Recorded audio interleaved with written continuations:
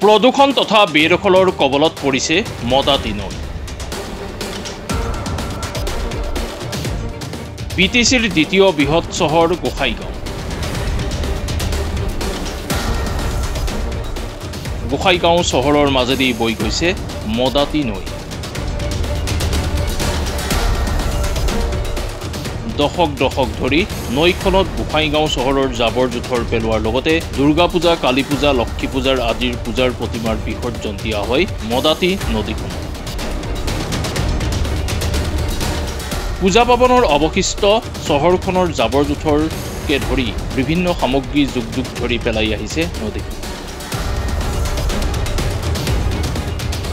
কিন্তু যুগ ধৰি পৰিষ্কাৰ নকৰাৰ ফলতেই মৃত্যুৰ দিশে গতি কৰিছে নদীখন। তাৰ সমান্তৰালকৈ নদীখনৰ দুয়ো পাৰত বেদখল, অবৈধভাৱে দেৱাল, অবৈধ গৃহৰ আদি নিৰ্মাণ কৰাত পূৰ্বৰ তুলনাত নদীখন ঠেক হৈ পৰিছে।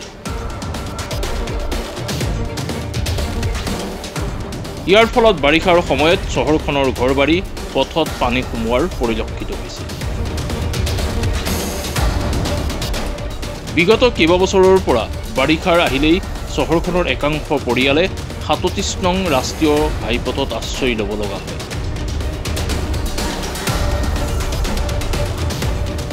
ইয়াৰ একমাত্ৰ কাৰণ মদাতি নদী ক্ৰমান্বয়ে ঠেক হৈ পৰা আৰু যুগ ধৰি নদীখনৰ জাবৰ জোথৰ পৰিষ্কাৰ নকৰাৰ ফল বুলি চহৰখনৰ সচেতন ব্যক্তিসকলে অভিযোগ উত্থাপন কৰিছে।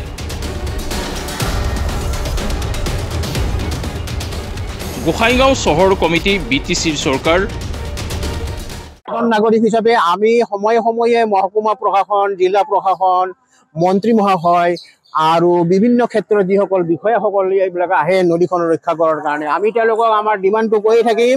আৰু যেতিয়ালৈকে আমাৰ ডিমাণ্ড ফুলফিল নহয়, নদীখনৰ গতিৰোধটো স্তব্ধ কৰা বন্ধ নহয়, নদীখনৰ ওপৰত ব্যৱসায় বাণিজ্য কৰা বন্ধ নহয়, নদীখনক দখল কৰাৰ দুয়োফালৰ নাগৰিকসকলে যেনেকৈ দখল কৰিছে দখল কৰা বন্ধ নহয়, তেতিয়ালৈকে কিন্তু আমি সচেতন নাগৰিক হিচাপে ইয়াৰ বিৰুদ্ধে মাত মাতিয়ে থাকিম, এইটো নিশ্চিত।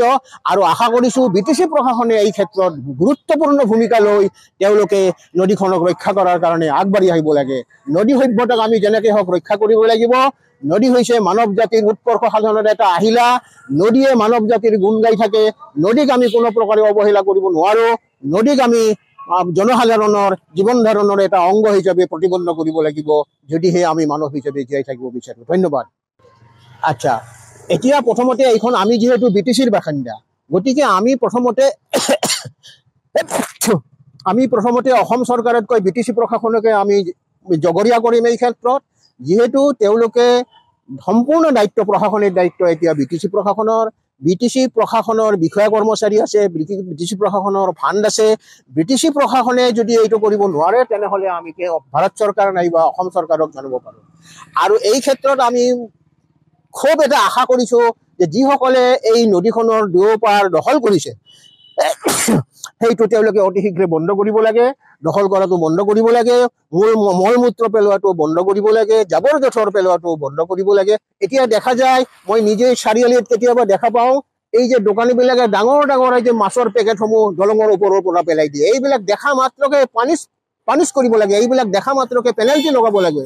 যদিহে পেনাল্টি লগোৱা হয়, জেল দিয়া হয়, তেতিয়া জনসাধাৰণ অলপ সাৱধান হ'ব আৰু নদীখন ৰক্ষা কৰিব পৰা যাব।